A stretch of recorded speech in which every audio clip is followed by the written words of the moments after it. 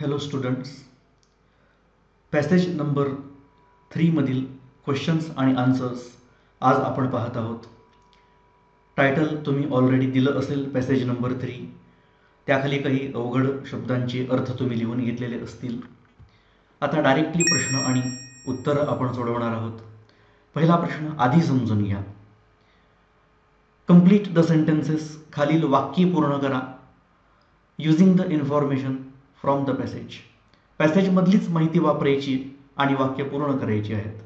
खूप सोपा प्रश्न आहे. First sentence, dash had an account in people Nagar bank.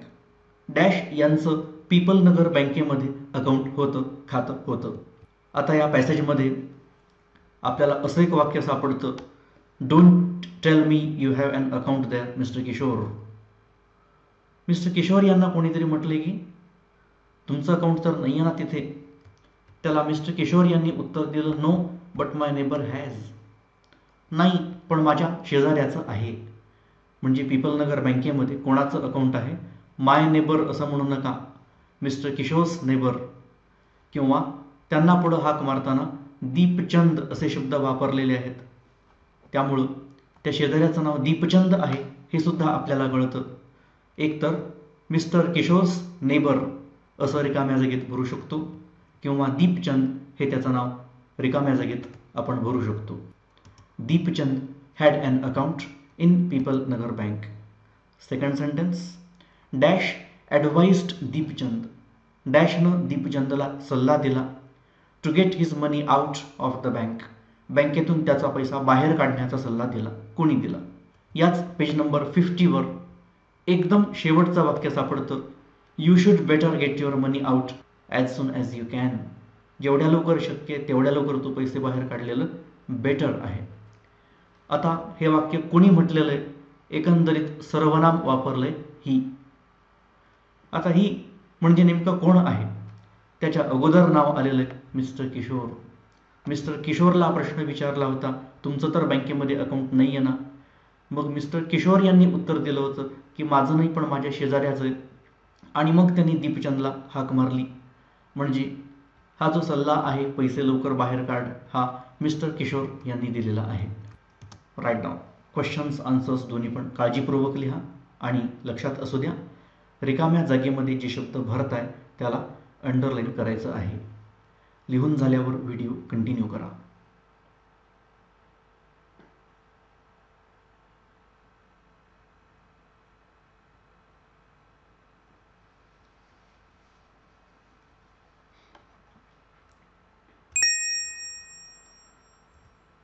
Sentence number 3, the customer yelped. शब्द तुमच्या लक्षात असायला पाहिजे. येल्प्ड म्हणजे किंचाळला. तो ग्राहक ओरडला विथ डॅश अँड डॅश. दोन गोष्टींनी तो ओरडला. सोपं, आपल्याला सहज 51 पेजवर सापडेल. कस्टमर येल्प हे शब्द आलेले आहेत. विथ हा शब्द आहेच आहे. पेन अँड डिस्ट्रेस, वेदना आणि त्रास या दोन गोष्टींमुळे तो ओरडला. एका रिकाम्या जागेमध्ये पेन, दुसऱ्यामध्ये distress. Fourth sentence, the telephone was in dash. Telephone dash मध्ये होता. अगदी स्पष्ट उत्तर सापडत नाही, पण असं इथं म्हटलेलं आहे की where there was a telephone. जिथं टेलिफोन होता. आधी सांगितलं he spread across the road to the general merchants store. जे जनरल स्टोअरचं दुकान आहे त्या ठिकाणी तो गेला जिथं टेलिफोन होता. म्हणजे टेलिफोन कुठं होता? In the general merchants store. Write down.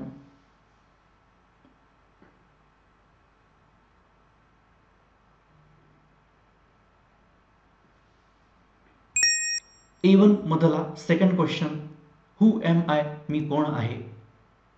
I am the hair dresser. मी हेअर ड्रेसर आहे. न्हावी आहे. कोण आहे न्हावी शोधून काढूया. या ठिकाणी बार्बर शॉप असा शब्द आलेला आहे, म्हणजेच न्हाव्याचं दुकान. आपल्या प्रश्नामध्ये हेअर ड्रेसर शब्द आलेला आहे. त्यांनी हाक मारली कीपर ऑफ द बार्बर शॉपला. काय हाक मारली? दीपचंद म्हणून हाक मारली.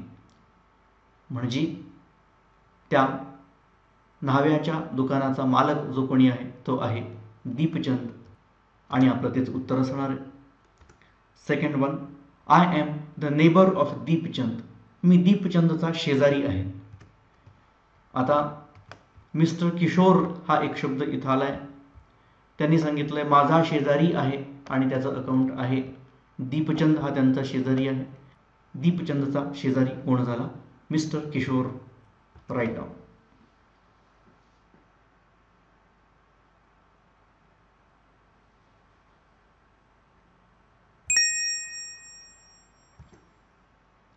A2 कॉम्प्लेक्स फॅक्च्युअल ॲक्टिव्हिटी, थोडे किचकट स्वरूपाचे पण वस्तुनिष्ठ असे उपक्रम.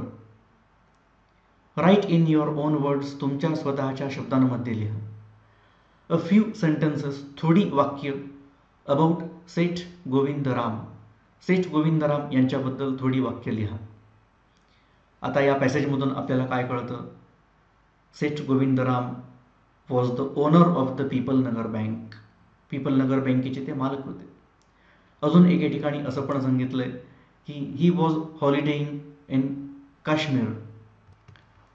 आहे ना, 51 पेजवरती हा सगळा भाग आलेला आहे.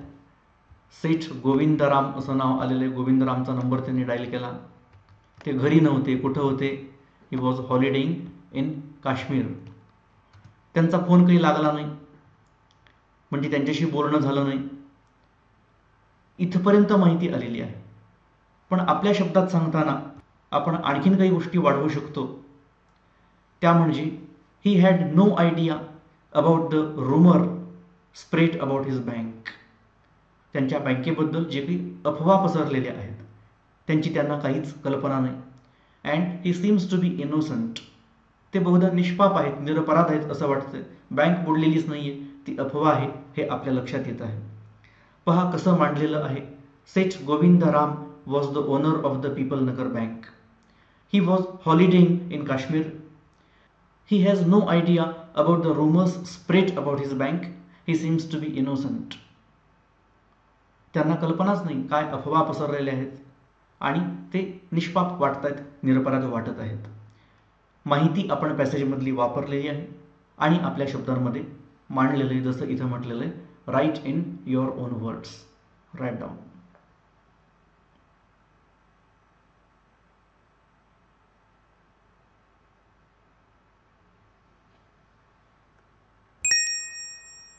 Question A3, activities based on vocabulary. शब्दसंग्रहावर आधारित कृती. Match the words in column A with their meanings in column B. Column A मध्ये शब्द दिले, कॉलम B मध्ये त्यांचे अर्थ दिले. हे आपल्याला मॅच करायचे आहेत. सर्वप्रथम प्रश्न आहे तसा लिहून घ्या. टेबल सुद्धा आहे तसा तयार करा.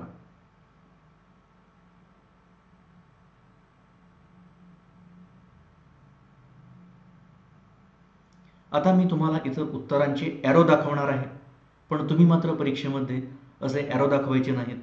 डायरेक्टली उत्तरं तुम्ही लिहायची आहेत. निक्ट म्हणजे कट केला, थोडक्यात कापला असा अर्थ आपण पॅसेज शिकताना पाहिला होता. त्यामुळं इथे कट स्लाइटली हे लागू होतं.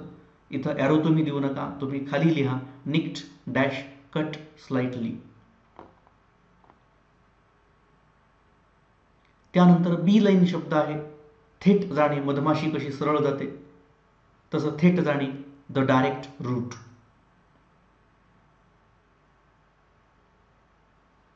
तिसरा शब्द आहे स्टार्टल्ड, गोंधळलेला, भेदरलेला. इथे योग्य शब्द राहील टेरिफाईड, घाबरून बावचळून गेलेला अशा अर्थानं. Startled dash terrified. And finally yelped dash screamed. दोघांचाही अर्थ आहे किंचाळला.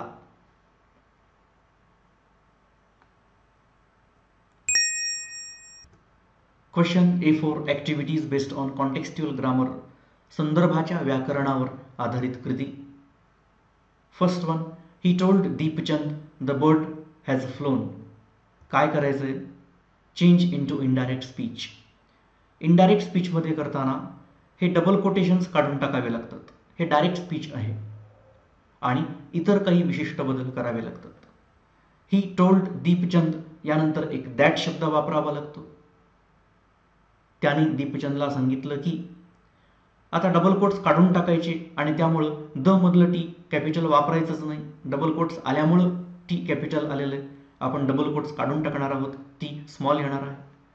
वर्तमान काळाचा भूतकाळ करणे हा एक नियम पाळावा लागतो. हॅज ऐवजी हॅड करावं लागेल. The bird had flown. अशा प्रकारे पूर्ण उत्तर तयार होईल. He told Deepchand that the bird had flown. Write down.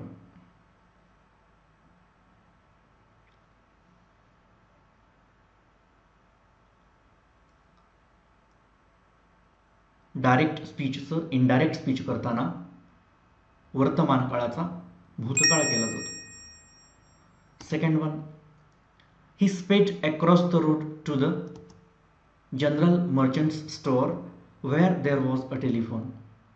काय करायचंय? Name and identify the clauses. Clauses ओळखा, त्यांना नावं द्या. क्लॉजेस म्हणजे उपवाक्य किंवा पोटवाक्य. त्याचे दोन प्रकार असतात. एक असतो मेन क्लॉज आणि दुसरा असतो सबऑर्डिनेट क्लॉज. मेन क्लॉजचे पुढं काही प्रकार पडत नाहीत, पण सबऑर्डिनेट क्लॉजचे मात्र प्रकार पडतात. त्यामुळे तो सबऑर्डिनेट क्लॉज पण कोणता आहे हे सांगावं लागतं. तो नाउन क्लॉज आहे का, ॲडजेक्टिव्ह क्लॉज आहे का, ॲडव्हर्ब क्लॉज आहे हे सांगावं लागतं. ॲडव्हर्ब क्लॉज असेल तर त्याच्यामध्ये आणखीन पुढे प्रकार आहेत. Adverb clause of condition, adverb clause of reason, adverb clause of place, adverb clause of time, असे काही प्रकार आहेत त्याचे, हे सांगावे लागतात. तर या वाक्याच्या साहाय्यानं आपण या क्लॉजेसबद्दल थोडीशी माहिती समजून घेणार आहोत.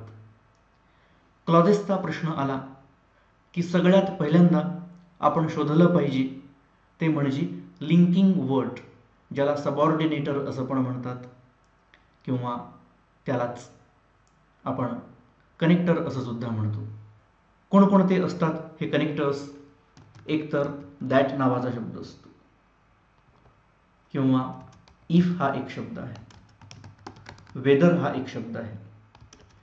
कोणताही WH वर्ड हा पण एक लिंकिंग वर्ड असू शकतो किंवा ऑल्दो हा एक शब्द असू शकतो. अजून बरेच काही शब्द आहेत, पण सध्या एवढी तरी यादी लक्षात ठेवा, हे कनेक्टर्स आहेत. यापैकी काही जर आपल्या वाक्यात आलं तर तिथून सबऑर्डिनेट क्लॉज सुरू होतो. वाक्यामध्ये दॅट आलं तर दॅट या शब्दापासून पुढचा सगळा भाग हा सबऑर्डिनेट क्लॉज असतो. दॅटच्या पाठीमागचा पूर्ण मेन क्लॉज असतो. असंच if, whether, WH word, although या सगळ्या शब्दांना लागू होतं. या शब्दांपासून पुढचा सबऑर्डिनेट क्लॉज असतो, यांच्या मागचा मेन क्लॉज असतो. आपल्या वाक्यामध्ये दॅट हा शब्द आला नाही, इफ नाही आला, वेदर नाही आला, पण एक WH वर्ड मात्र आलाय, तो म्हणजे व्हेअर. इथून आपला सबऑर्डिनेट क्लॉज आहे, याच्या पाठीमागचा मेन क्लॉज आहे. म्हणजे आपण सांगू शकतो he sped across the road to the general merchant store dash main clause. वेअरच्या पाठीमागचा मेन क्लॉज आहे. वेअर पासून पुढचा सबऑर्डिनेट आहे, पण सबऑर्डिनेट असं त्याला म्हणायचं नाही, तो सबऑर्डिनेटचा प्रकार कुठला आहे हे सांगायचं. वेअर या शब्दानं ठिकाण सांगितलेलं आहे. मेन क्लॉजमध्ये जे काही सांगितलंय त्या ठिकाणाबद्दल माहिती इथं दिलेली आहे. ते जे जनरल मर्चंट स्टोअर आहे त्याच्याबद्दल माहिती सांगितली, त्या ठिकाणाबद्दल सांगितलंय की तिथं टेलिफोन होता. ठिकाणाबद्दल माहिती दिली की ॲडव्हर्ब क्लॉज ऑफ प्लेस तयार होतो. म्हणून वेअर पासून पुढचा सगळा भाग हा ॲडव्हर्ब क्लॉज ऑफ प्लेस होतो. म्हणून पुढचा भाग असेल उत्तराचा where there was a telephone dash adverb clause of place. Write it down.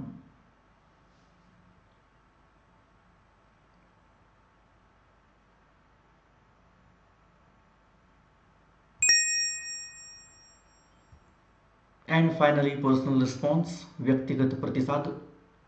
Why was the gentleman in so much hurry. तो सभ्य गृहस्थ इतक्या घाईमध्ये का होता? त्याला पैसे काढायचे होते. त्यानं ती अफवा ऐकलेली होती.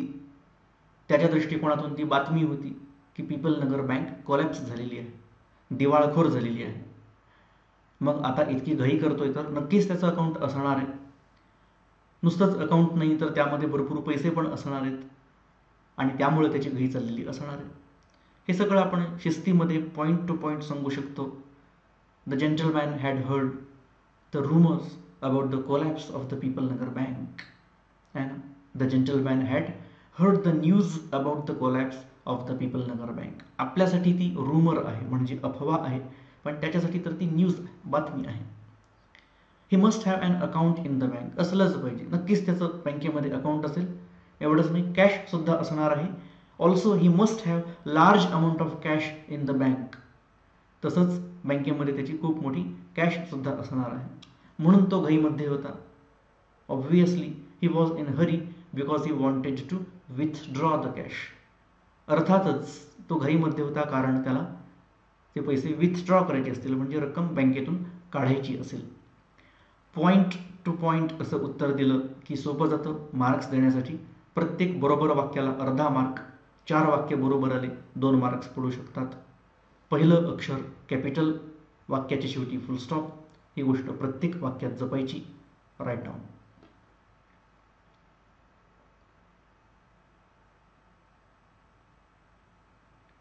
इथं पॅसेज नंबर 3 संपतो. नेक्स्ट व्हिडिओमध्ये passage number 4. Thank you so much.